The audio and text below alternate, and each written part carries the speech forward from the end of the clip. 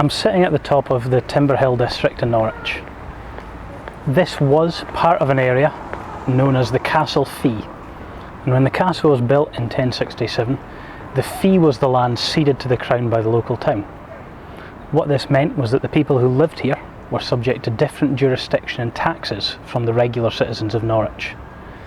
This would eventually lead to an awful lot of resentment and problems for the city in the following century.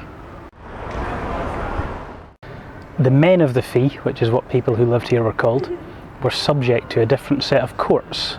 They were subject to a different set of laws, and they didn't pay tax to the local civic authorities, and that annoyed a lot of people. One of the groups in particular that caused a lot of resentment was the local Jewish community.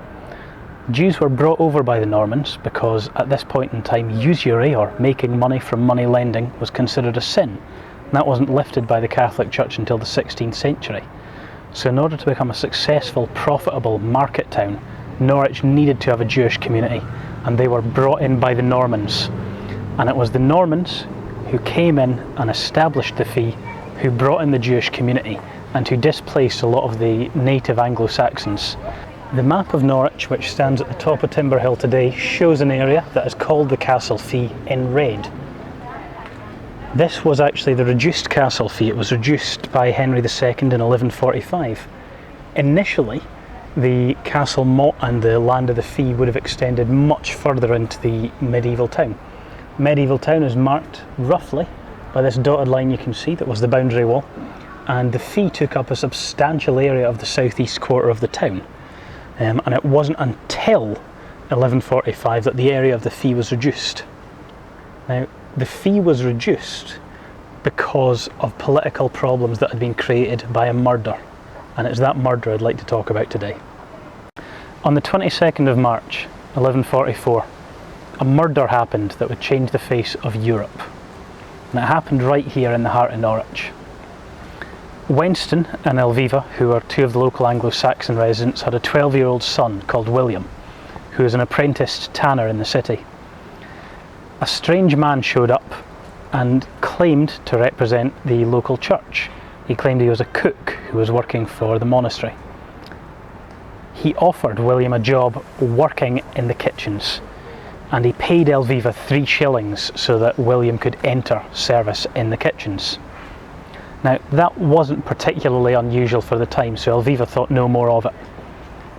What happened later that day clearly struck someone else as strange, because William and this man later visited the house of his aunt, presumably to share the good news, and his aunt thought something was amiss.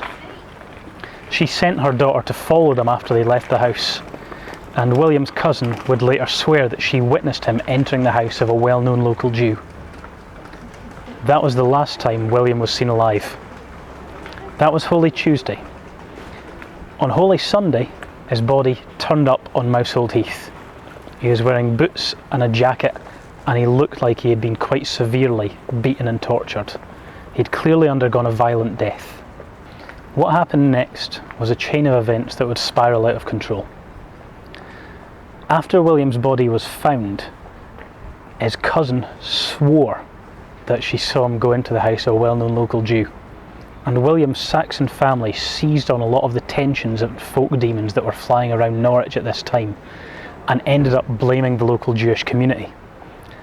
The situation got so bad that John de Chain, the local sheriff, took the Jews from the fee into the protective custody of Norwich Castle, and they hid out there until the entire situation had blown over. Unfortunately, that wasn't the end of it. William's family tried to take the local Jewish community before the ecclesiastical courts. However, ecclesiastical courts only had jurisdiction over Christians, so no prosecutions were ever brought, and there was no resolution of this. The Church of the day swung into action 6 years later by sending Thomas of Monmouth, who was a monk, to stay at Norwich Cathedral. Thomas interviewed all the surviving witnesses, and he later wrote up an account of the interviews. This was published in 1150 as The Life and Miracles of William of Norwich. Thomas was coming in with an agenda. He'd already decided he wanted to make William a saint. Thomas's account relied heavily on a convert from Judaism called Theobald, who became the main witness. Theobald told Thomas of an ancient prophecy whereby the Jews would regain the kingdom of Israel if they could sacrifice one Christian child every year. And he claimed that every year Jewish leaders met in the south of France to decide which community should sacrifice a Christian child. And in 1144, the Jews of Norwich were picked to make the blood sacrifice.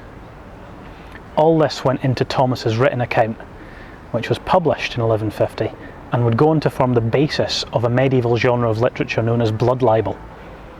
After Thomas published this account, more child murders across England started to get blamed on local Jewish communities, and speed started to pick up.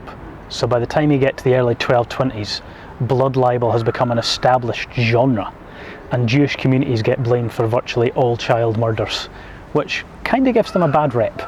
Of course, it's suspicious that the one person who had the most to gain from getting involved with Thomas was Theobald, and a lot of modern scholars put forward theories that suggest Theobald was the actual killer.